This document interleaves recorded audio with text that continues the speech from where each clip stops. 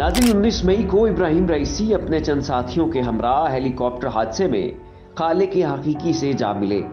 उनकी शहादत पर पूरी उम्मत मुस्लिमा सोगवार और गमगीन है।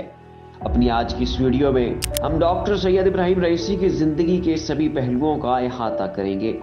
जानने की कोशिश करेंगे कि एक यतीम बच्चा बनाम इब्राहिम रईसी अदालती निज़ाम से होता हुआ कैसे ईरान जैसे मुल्क का सदर बन गया और वो ईरान के अगले सुप्रीम लीडर बनने की फहरिस्त में क्यों शामिल हुए थे। उन्होंने कैसे कुरान की हुर्मत का मुकदमा लड़ा और इसराइल पर इब्राहिम रईसी का खौफ क्यों सवार था, और क्या इब्राहिम रईसी की शहादत के पीछे इसराइल का हाथ था। इन सब सवालों के जवाब मिलेंगे हमारी आज की इस वीडियो में। नाज़रीन, आप देख रहे हैं आपका अपना चैनल ज़ाविया और मैं हूं आपका मेज़बान गालिब सुल्तान। नाज़रीन, ईरान के 2021 के सदारती इंतखाबात में मजमूई टर्नआउट 53 से 54% रहा था और डॉक्टर सैयद इब्राहिम रईसी कास्ट वोटों का 70% लेकर पहले ही मरहले में वाज़े अक्सरियत से जीत गए थे। नाज़रीन, ईरान के सदारती इंतखाबात के लिए 600 लोगों ने दरखास्तें दी थी। ईरान की एक आला सतही कमेटी है जिसे गार्डियन काउंसिल कहा जाता है। ये कमेटी तयन करती है कि कौन सदारती उम्मीदवार के तौर पर इलेक्शन लड़ सकता है। इस कमेटी ने इन 600 बंदों में से 40 को शॉर्टलिस्ट करते हुए बाकियों को मुस्तरद कर दिया था। उन 40 लोगों में से मजीद 7 बंदे अलग किए गए, जिनमें इब्राहिम रईसी, आमिर हुसैन गाजी ज़ादे, मोहसिन रज़ाई, अली रज़ा कानी, सईद जलाली, अब्दुल नासिर हिम्मती और मोहसिन अली ज़ादे शामिल थे। इन 7 उम्मीदवारों में से भी महज 4 लोग सदारती इंतखाबात में हिस्सा ले सके थे और हतमी नताइज के मुताबिक सैयद इब्राहिम रईसी 70% वोट लेकर जीत गए थे।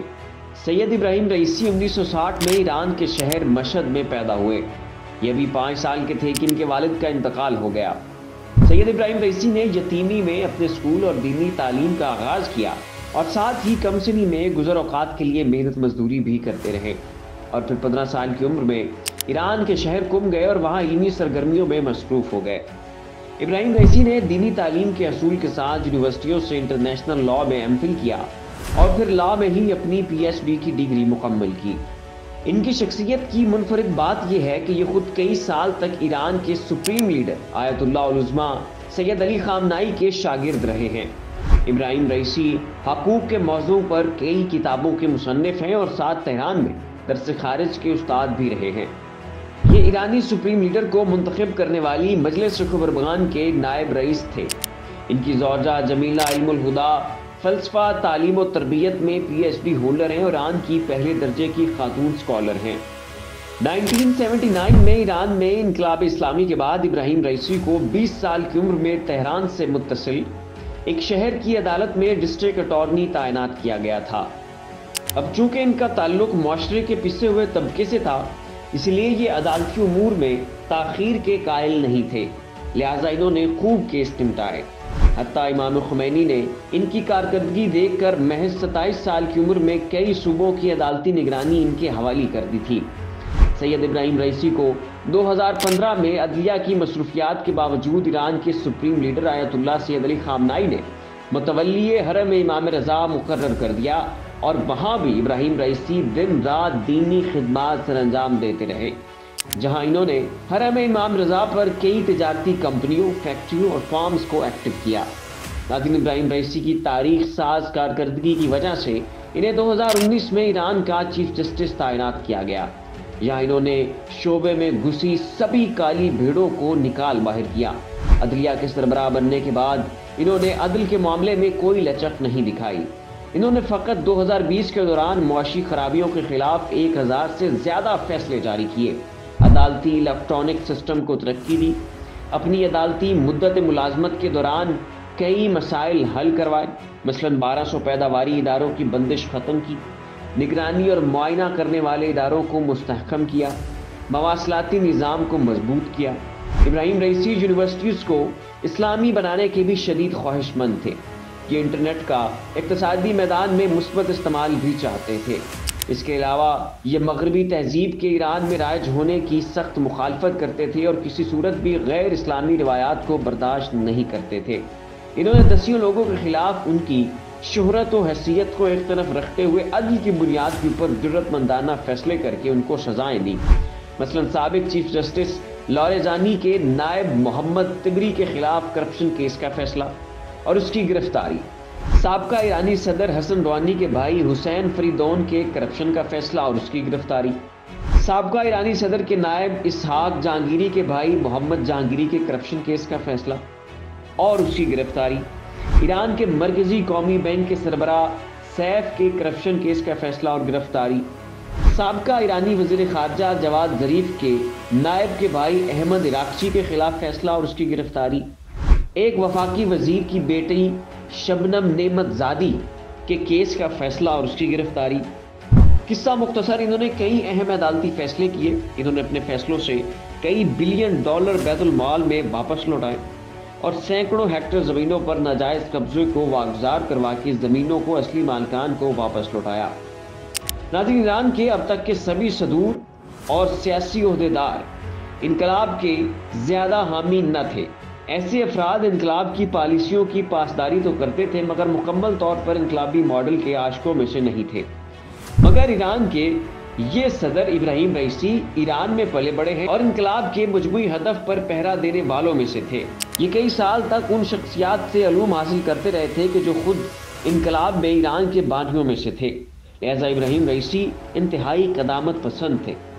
انہیں ایران کے سپریم لیڈر آیت اللہ سید علی خامنائی کی آشرواد بھی حاصل تھی اور کہا یہ جاتا تھا کہ ایران کے سپریم لیڈر کے زور دینے کی وجہ سے ہی انہیں صدر چنا گیا تھا۔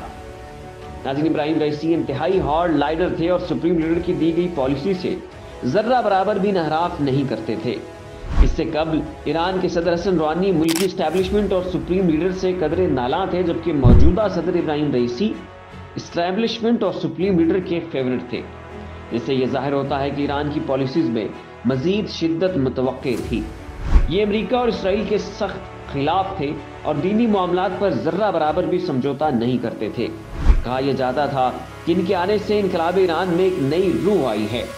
ناظرین، اب ہم بات کر لیتے ہیں ان کے اوپر 5000 لوگوں کے قتل کے الزام کے بارے میں۔ جیسے یہ بات سامنے آئی تھی کہ ابراہیم رئیسی ایران کے متوقع صدر ہوں گے، تو ویسے ہی مغربی میڈیا ان کے خلاف میدان میں اتر آیا تھا اور ان کی شخصیت کشی میں کوئی کسر نہ چھوڑی تھی۔ 1988 میں 5000 لوگوں کے قتل کی جھوٹی خبروں کے پیچھے بھی مغربی میڈیا کا ہی ہاتھ تھا۔ بات کی حقیقت یہ ہے کہ 1988 میں ایران کے داخلی معاملات خاصے خراب تھے۔ کچھ شر پسند عناصر اور باغی طبقہ انقلاب ایران کے خلاف متحرک ہو گیا تھا اور انہوں نے باقاعدہ طور پر لوگوں کو قتل کرنا شروع کر دیا تھا۔ انہیں جو بھی انقلاب ایران کا چہتا لگتا وہ اس شخص کو اپنی دہشت گردانہ کارروائیوں کا نشانہ بنا ڈالتے تھے۔ ان دہشت گردوں کو ابراہیم رئیسی کی نگرانی میں ٹھکانے لگایا گیا تھا۔ ٹھیک اسی طرح جس طرح پاکستان میں آپریشن ضرب عضب رفع و فساد شروع کیا گیا تھا، تو اب اگر مغرب ہمیں یہ کہے کہ پاکستانی حکمران اور فوج جنہوں نے اس آپریشن کو شروع کیا وہ قاتل ہیں، تو یہ دروغ گوئی کے سوا کچھ نہیں ہوگا۔ ٹھیک اسی طرح ایران میں بھی ان دنوں شر پسند عناصر کو ختم کرنے کے لیے ایک آپریشن شروع کیا گیا تھا جس کی نگرانی ابراہیم رئیسی کر رہے تھے۔ تو ناظرین، یہ ہے ان الزامات کی حقیقت۔ عرب نیوز کی رپورٹ کے مطابق حماس کی قیادت نے ابراہیم رئیسی کو فون کر کے ان کی صدر بننے کی کامیابی پر انہیں بھرپور مبارکباد دی تھی۔ ناظرین، جیسے ہی ابراہیم رئیسی صدر بنے، انہیں ساتھ ہی حکومت مخالف مظاہروں کا بھی سامنا کرنا پڑا تھا اور اس کے ساتھ ہی ایران کے اوپر بہت ساری پابندیاں تھیں۔ ایران کی اکانومی کا ستیہ ناش ہوا پڑا تھا اور ان تمام تر مخدوش حالات کے باوجود سید ابراہیم رئیسی نے ایران کی حکومتی باغ ڈور کو بڑی بصیرت کے ساتھ سنبھالا اور ایران کو ترقیوں کے راستوں کے اوپر گامزن کیا۔ لیکن اس کے ساتھ ہی ابراہیم رئیسی کی قیادت میں ایران نے شام، لبنان، یمن اور عراق میں اپنی پراکسیز کو سٹرونگ کیا اور اسرائیل کے خلاف ایک مضبوط ایکسس آف ریزسٹنس کو مربوط کیا۔ 7 اکتوبر کو جب اسرائیل نے فلسطین کے اوپر جنگ مسلط کی اور ایک نہ ختم ہونے والی اس انتہائی مہلک قسم کی جنگ کا جب آغاز ہوا، تو اس دوران بھی ایران بھرپور انداز میں فلسطینی بھائیوں کی مدد کرتا رہا۔ ایران نے اسلحہ پہنچایا، ایران نے انہیں فوجی قیمت مہیا کی اور اس کے ساتھ ہی ایران کے وزیر خارجہ پوری دنیا میں فلسطین کی سفارتکاری کرتے رہے۔ اور پھر اسی جنگ کے دوران ناظرین، ایران نے اسرائیل کے اوپر ایک انتہائی مہلک اٹیک کیا اور یہ ایران کی تاریخ کا پہلا اٹیک تھا جو کہ ایران نے اسرائیل پر کیا، اور یہ بھی سید ابراہیم رئیسی کی قیادت میں ہوا۔ سید ابراہیم رئیسی نے حال ہی میں پاکستان کا بھی دورہ کیا اور پاکستان کے دورے کے دوران انہوں نے پاکستان اور ایران کے تعلقات کی اہمیت کے اوپر بھرپور زور ڈالا۔ پاکستان کی سرزمین کے اوپر کھڑے ہو کر فلسطین کے موضوع اور مدعے کے اوپر بھرپور انداز میں آواز اٹھائی اور ہر جگہ اتحاد البین المسلمین کے موضوع کے اوپر بار بار بات کی۔ صدر ابراہیم رئیسی کے دور میں ہی ایران اور سعودیہ کے تعلقات میں بہتری آئی اور دونوں ممالک کے وزرائے خارجہ نے ایک دوسرے کے ممالک کے دورے کیے۔ ابراہیم رئیسی مسلمانوں کے اتحاد کے بہت بڑے حامی اور دائی تھے، جس کے لیے انہوں نے بیش بہا کاوشیں بھی کی۔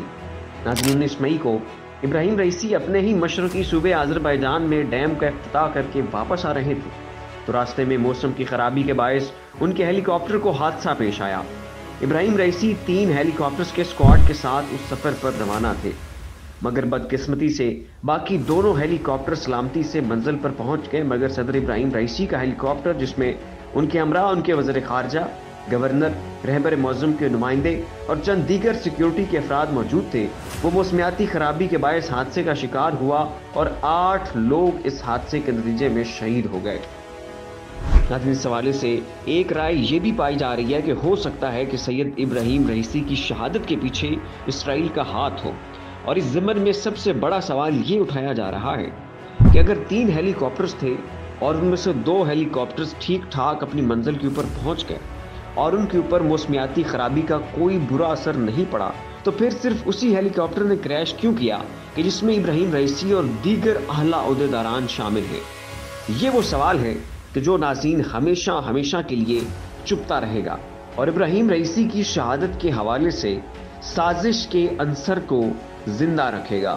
اور پھر یہ کہ سید ابراہیم رئیسی کے ہیلی کاپٹر کے گم ہونے اور ان کی شہادت کی خبر سب سے پہلے اسرائیلی میڈیا نے بریک کی تھی، تو یہ بھی بذات خود ایک بہت بڑا سوال ہے کہ اسرائیل کو سید ابراہیم رئیسی کی شہادت کی خبر سب سے پہلے کیسے ہو گئی۔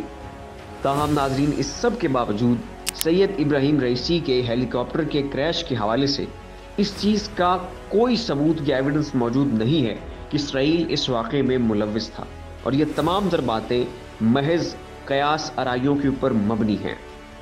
علاوہ ازیں ایران کے اندر اس ہیلی کاپٹر کریش کے حوالے سے سخت قسم کی تحقیقات جاری ہیں تاکہ معاملے کی تہہ تک پہنچا جا سکے۔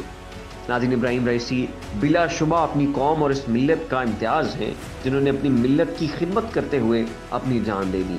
ناظرین، یہ تھی سید ابراہیم رئیسی کی بایوگرافی۔ اس حوالے سے آپ اپنی قیمتی رائے کا اظہار نیچے کامنٹ باکس میں ضرور کیجیے گا، اور ایسی مزید بایوگرافیز، ڈاکومنٹریز اور کرنٹ افیئر کی کوریج کے لیے ہمارا چینل زاویہ سبسکرائب کر لیں۔ شکریہ۔